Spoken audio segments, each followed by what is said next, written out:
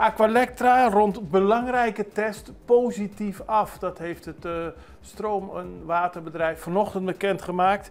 Aqualectra heeft op zaterdag 6 september bekendgemaakt dat het is gestart met het testen van de batterie-energieopslagsysteem, het BESS. En dat met het oog op de integratie in het elektriciteitsnet. Met trots kondigt Aqualectra aan dat alle fasen van het testproces met succes zijn afgerond. Momenteel wordt de laatste fase van de configuratie van het Energy Management System voltooid.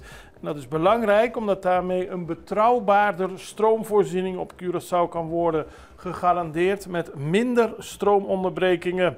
En op de beelden ziet u een bezoek die onder meer minister-president Pisas had gebracht aan deze installatie. Toen begon zeg maar de test en nu heeft Aqualectra laten weten dat de test goed is verricht. En dat is goed nieuws voor iedereen die geen blackout weer wil meemaken. Ik moet het goed